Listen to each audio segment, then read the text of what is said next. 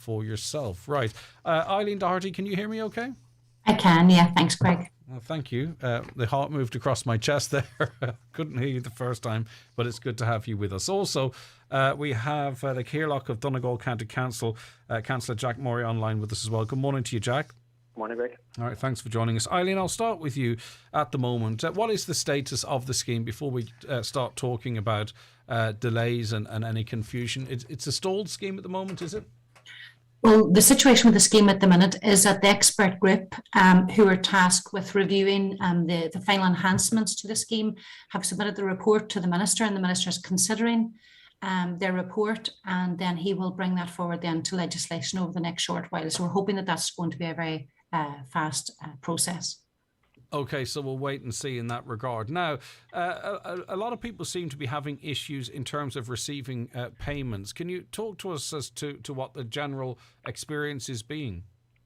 Yeah, well, there's a number of different delays that's happening at the minute. And really, there's a couple of delays in terms of the application process first. So people who have submitted for stage one, which is eligibility to the scheme, there's a huge amount of people who have got caught up in the backlog and their applications are just sitting there.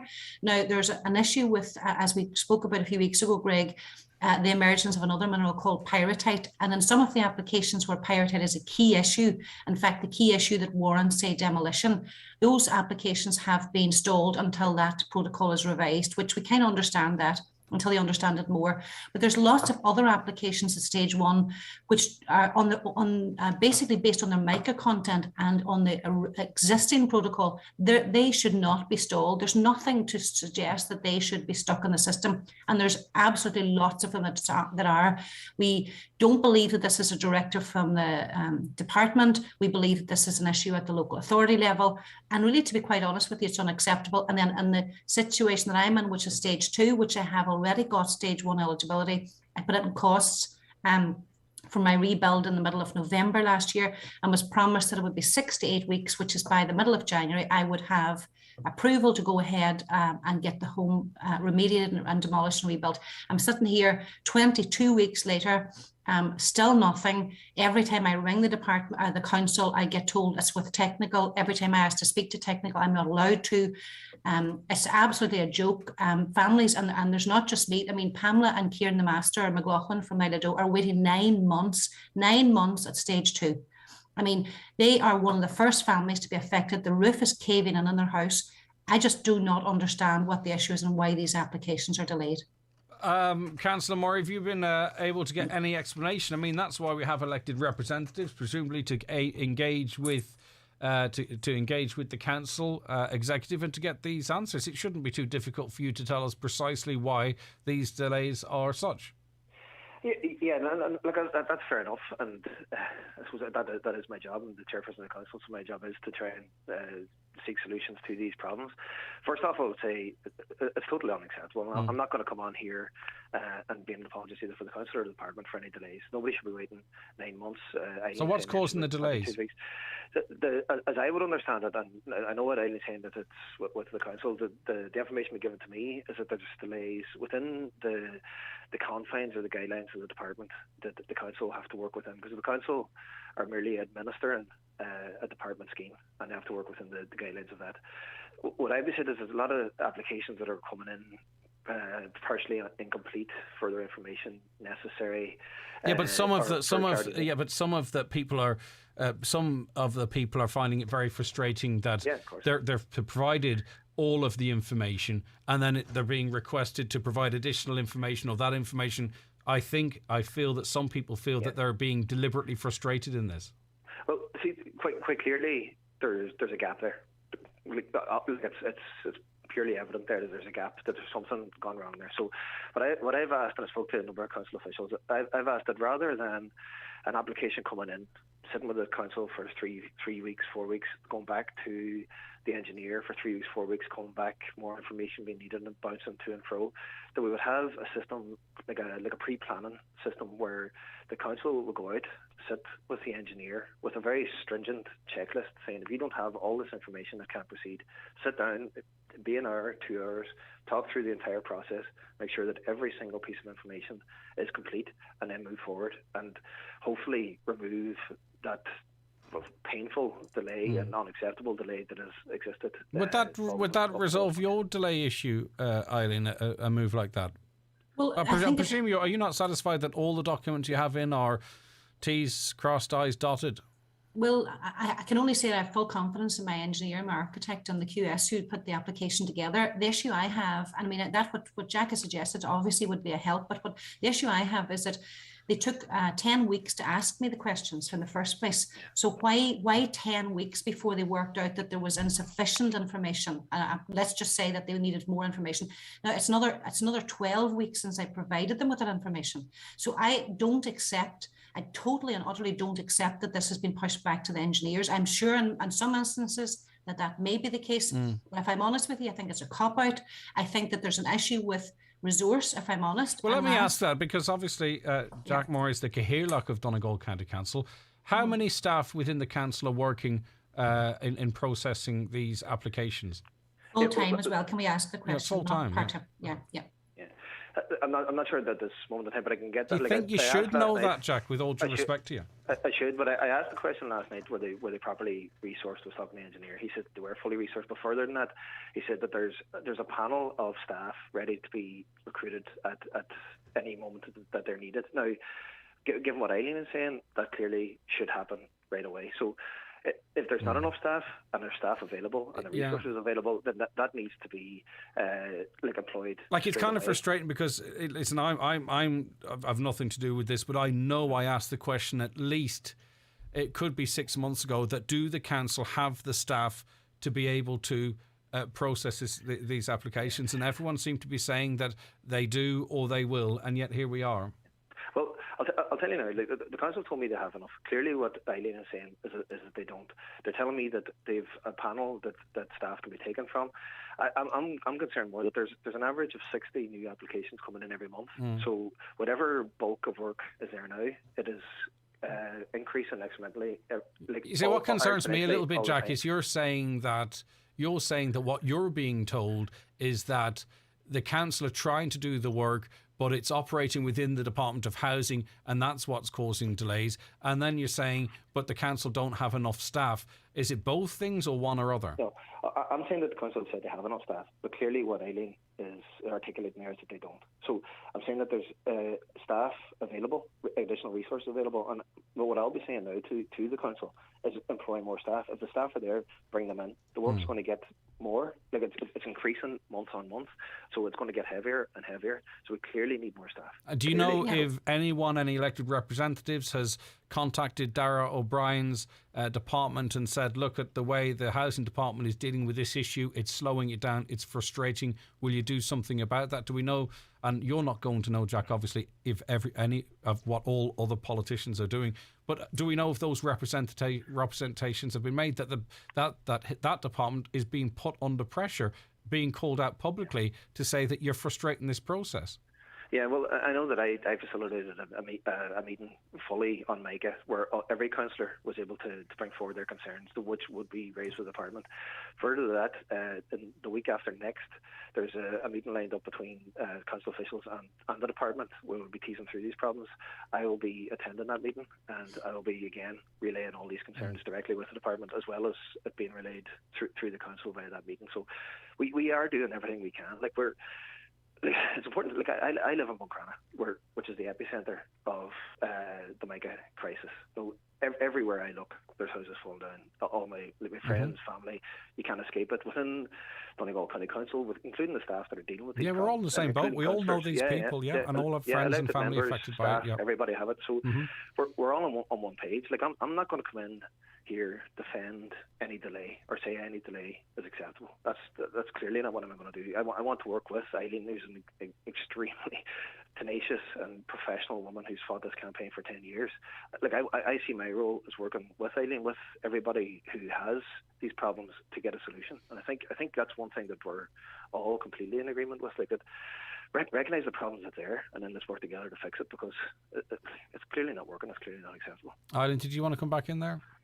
Yeah, I suppose thanks to that, Jack, for that. I suppose the key thing is to say about the resource issue. Last June, when we were in the working group, we asked specifically to the department, can you ensure that there's sufficient resource They said that they approved resource at that time to make sure that we were getting up and running and that the council had sufficient resource.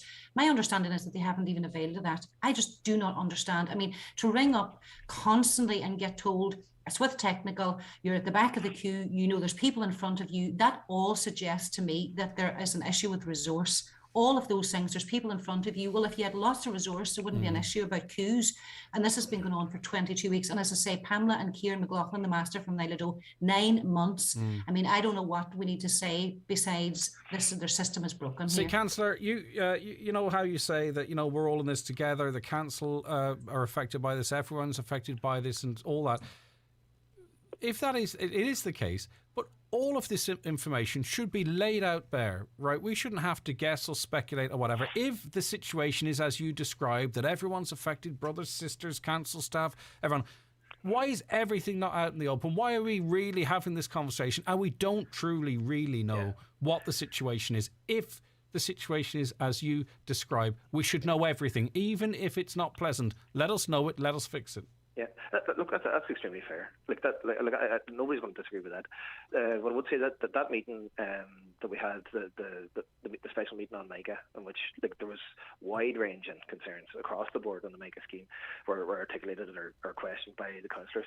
I got confirmation this morning that all questions, good, bad, or whatever, is going to be published. I'll have them this afternoon. I'm happy to send that on to yourself. You can publish it on your website, and that'll be in its entirety, the information from the council's position. Now, we can see what that's. I haven't read the document, but we can see what it's like, and we can decide what we do with it, how we progress with it. But you're right, people deserve information. Obviously, it's a public scheme. It affects. Yeah, I mean, Eileen and the other couple that you mentioned should be told exactly what the problem is, exactly what the date is. You know, if you book a passport, you're told a rough estimate as to when your passport will be issued. It's not always accurate, but it gives you some idea. And that happens with NCTs, whatever way you interact, you're given some indication. What's happening here is people are being, it sounds to me, being fobbed off. That's certainly how it must feel for them. Yeah, and can I just make a point? I'm sorry for coming in there, Jack, just to give you an idea how the impact of not having that timeline. We were told 6 to 8 weeks in mid-November. That would have brought us till about the middle of January. We then went out and tried to procure a house because, as you know, houses are few and far between at the minute and the show. So we got a house set up for the start of February. So we have been paying €850 a month since the end of January, start of February. On top of our mortgage, we have double the bills because we haven't even been able to get our ESB disconnected in the house. And that is costing us every month €850. Until we're approved, we don't even know if we're eligible to get those back under the new scheme. So the delay every week is costing us a serious amount of money and a serious amount of stress.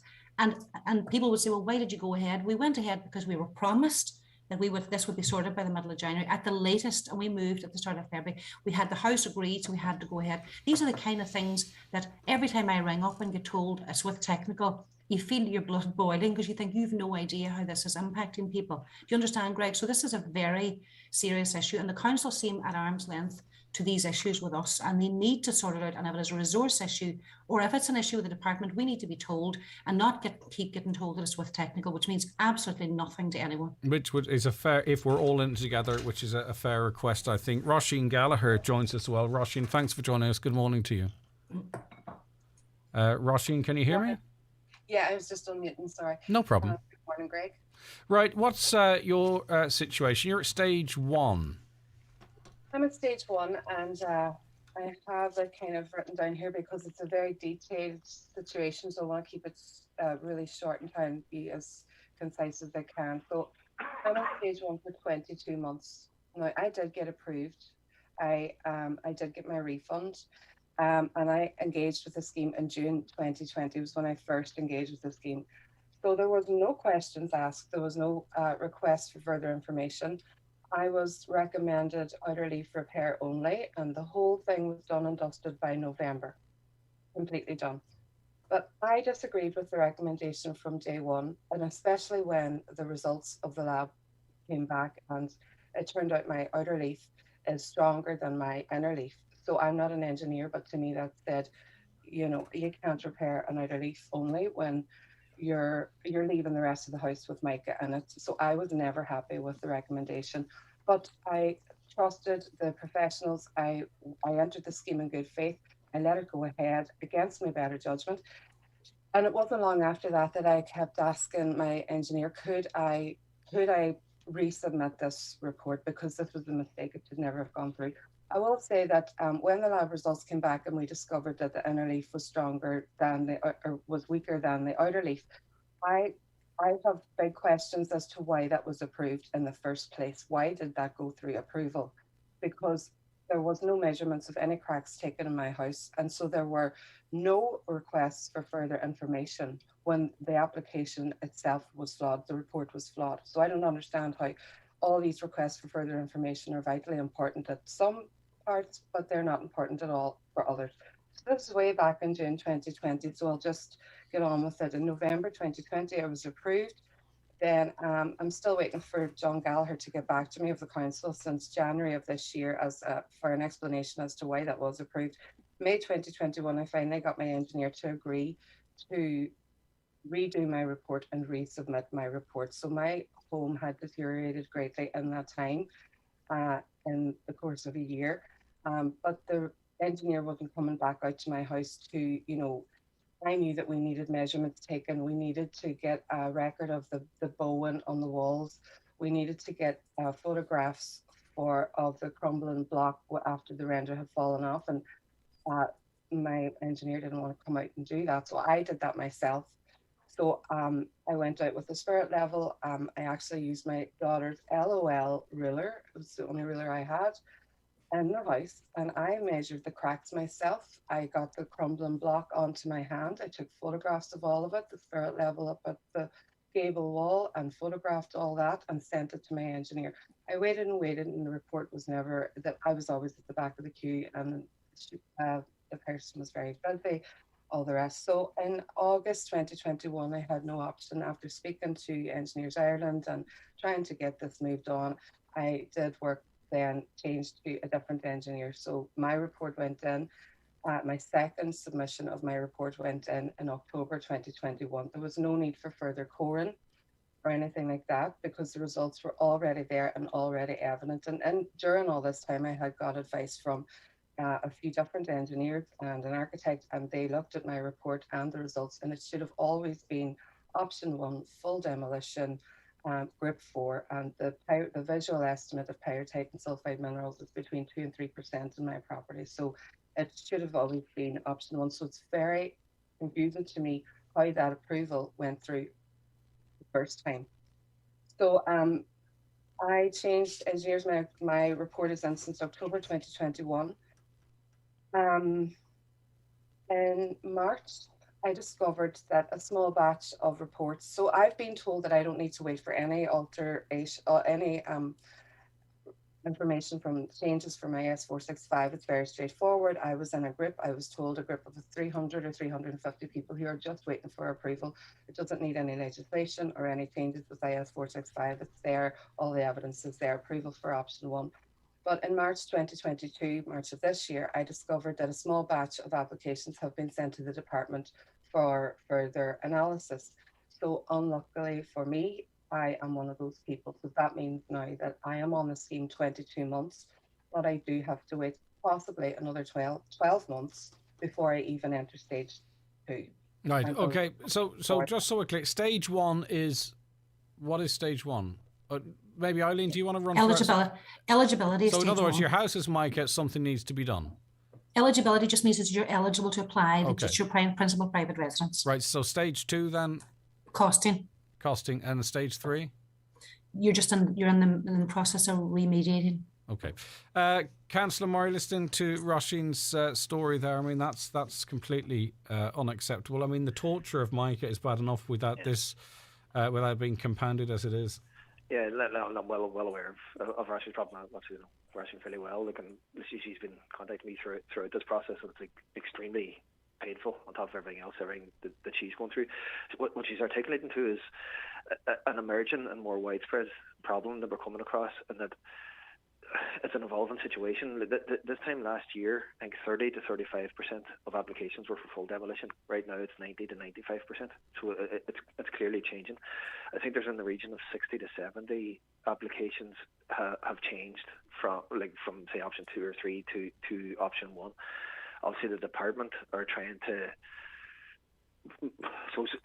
have as few demolitions as possible. Well, it doesn't make sense though, because they're allowing people to if they need to come back into the scheme. I mean, you're far better off if you're going to do it to do the job right the first time. It makes no sense. Clearly, the science has evolved and the understanding of this problem has evolved, and you would have seen the research commission with the likes of Eileen and Paul Dunlop regarding peritite. So we know more now than we did this time last year. We have a greater understanding of the need for demolition more than we did last year. But from a council level, what can you do to help the likes of Roisin there? You say you're very familiar with it. As I say, you are the chair of the council. There's almost 40 of you elected to the council. What can you do as a collective or individually so that we're not talking about this and highlighting issues, we're actually fixing them? Yeah, but as I say, I'll be attending a meeting. The week after next, I'll be attending a meeting with the department. And we'll have the ability to raise specific cases, but even Roisin's specific case is reflective of there's 60 to 70 people now in a similar situation. So I'll be able to raise that directly with the department at that meeting. I'm happy to come back on the show to report back on how that went, but that's what I can do from my own. Someone wants to know what do you do? Not what he is. What's the council doing? What is the plan to repair council or replace council stock homes? Well, that's ongoing. Is there a plan at all or anything there? There is. People that live in houses that have Mica and the council stock will be aware that they'll be being moved fairly soon. Obviously, we've a fairly significant problem, and we've a lack of available housing to move people. But what's the plan to repair these homes, replace them? Because I know people who've been told, yes, you've got Mica, at some point you will be moved out. That's it, no contact for 6 months. Like, what is the plan, the council's plan to repair their houses? The council have set out their plan. We're working through. It's a worst first policy where the people whose houses are greatest level of deterioration are getting moved out. There's been a number. But is there a plan to rebuild them? I know people are being moved out. Of course. And what's the timeline on that, I wonder, for the worst first? Well, there's 50 identified in Buncrana. Should be starting this year to get the worst 50, but we're going to be going through it. Like, if you're looking for an honest timeline, we're going to be looking at this for a decade. Yeah. Like, I understand. It's not going to be happening today or tomorrow. Like, it was more the plan, Jack, rather than sort of, for you to give us an absolute timeline. Right, can I make a final point, if you don't mind? Yeah, I just wanted to pick up on something that Jack said, and it's not to pick on Jack by any means. Jack's obviously privy to this, and this is the conversations they're having. Jack made a comment that the department's position is as few demolitions as possible. Now, that's been our experience with the department for years, and it's an awful pity that they still haven't moved from that position of as few demolitions as possible, given that they're supposed to be led by the science. As Roisin said, like, the reports are meant to dictate what happens. You don't preempt. We will have as few demolitions as possible. You do what you're supposed to do, which is not do an outer leaf if you need a full demolition. And it's an awful pity. And I think Jack will be aware that, this conversation needs to go back to the department and say, it's about time you listened to the science, you read the reports, and you did what you're supposed to do in the houses, as opposed to trying to save money. This is why we're in the mess we're in. They have been trying to save money. They have been trying to retrofit a scheme to us that isn't going to work, and until they start being led by what actually is supposed to happen, we're going to be having the same conversation, Greg, in 6 months and 12 months. Yeah, and obviously, Roisin, you feel it's your life. If it's not difficult enough what you're going through, these delays, this uncertainty, the sense you're being messed around, it only makes matters worse, obviously. It's absolutely outrageous, and I'm a friendly person. I'm always, speaking to all of these people all the time, but my patience has gone now. I have to think about my husband and my 2 young children. And if anybody is finding it that I'm giving any personal attacks or anything, that's not my focus. None of this is personal. We need to get this sorted out, and I refuse to allow my application to stay in Dublin. It must come back and go to the pile where it originally was, imminent approval, and that must happen. And they're telling me that can't really happen. They're telling me that can't happen. Have we any idea how? Have we any idea? Sorry, go ahead. Yep. Sorry, Greg. Last week I sent an email to the council and I asked them, take that application back. I never gave permission for that for 12 months to be added on possibly to my application. Absolutely no way. We can't do that. My family can't go through this for 12 more months on top of 22 months already. But I was told that I gave permission to share my information when I signed the application form, and my engineer gave permission to share my information when he signed the application form. No, I gave permission, as we always do when we get into websites and all the rest. We click that we'll share information. We don't mean that we're going to add 12 months of hell onto a young family. We do not. Sure. That is a different thing altogether. Okay. I was very hoodwinked there in that one. I was also recommended when they replied back to me that I always have the option of reverting back to my original recommendation of outer leaf only, and I took that as an insult because that's ridiculous. Like, are Jack or Eileen, like, are applications constantly being processed, or are they not being approved? Like, what's happening? Are houses being approved? Have any houses been approved? Not that we know of. Not that we know of. So, I mean, they're saying that they're being processed. If I'm honest with you, the line is that they're being processed, but I have not heard of any approvals for some time. This is Jack, the problem. do you know? I mean, we talked about, there's difficulties within this, that, and the other. But I mean, surely 1 or 2 a day or a week should be trickling through as approved if the system is actually functioning. Yeah, like absolutely. We 5 houses rebuilt. Like it costs by the spade. That's not acceptable. No, but I'm asking you internally in the council, right? Because we all are in agreements that it's an absolute disgrace. I'm asking you, do you know, or does anyone know, are applications actually going through on a conveyor belt, and they are being approved, but it's a painfully slow process, or are they not approving them at all? If the truth be told. Well, a bit of both. Like extremely slow. No, I know the process is slow, but is there an actual end to that process? Do we know if, as it stands, there is an end to the process so that the painfully slow, frustrating process actually can lead to an approval? I haven't heard of any approvals in the last few months. I don't know if Jack has heard of any. Is the scheme actually running, really? Or is there something else going on? Well, there hasn't been in the last few months, Eileen's right, not that I'm aware of, but there's been 5 in total completed. But even if working within the housing department was confusing, right, there should be one that pops out. There should be one that doesn't need further information. There should be one that can find its way through the hurdles of the housing. If one has not been approved, well, then you have to start asking, are they actually really approving any? Is it a system, or are they actually just not approving houses? Yeah. I'm not coming on to defend this. Like that's a question needs to be answered. Absolutely. Like I'll be meeting with the housing officials in the housing department. And as I say, I'll come back to you on the back of that to see with greater clarity on this, because I know I'm the chairperson of the council, but I'm not going to defend anything that's unacceptable. Yeah. Clearly. I think it's disrespectful to you as chairperson of the council if everything is not told to you. If you don't know everything, I'm not putting this on you, by the way, Jack. I don't want you to think you've come on here and I'm trying to do a hit job. That's not what I'm at here. But you should be privy to everything. Yeah. Well, see, as of this afternoon, that meeting we had on Mica was wide ranging. So it was on for maybe 4 hours with like every aspect of the scheme scrutinised and questions asked. I've been assured that this afternoon I will have the detail and the answer to everything from that this afternoon. And as I said, I'm happy to forward that straight to you, Greg. And by the way, I just want to be clear because it's important. When I say you should be privy to everything, I'm not saying that you're not asking the questions or you're not interested. I'm saying you should by course, it should be furnished to you as the head of the council. So I don't want it to sound like I'm being unfair, because that's not my intention. No. At all. And I will have, as of this afternoon, I will have all that, everything. Like, and that's wide ranging. Understood. And by me having it, the public will have it. Okay. And can I just say the very final thing? Sorry, Greg, if you don't mind, this is the last thought. It's just that I think that the people who are at the council need to really start thinking about the pressures that families like Roisin, myself, Pamela, and Kieran the Master, all of us are under.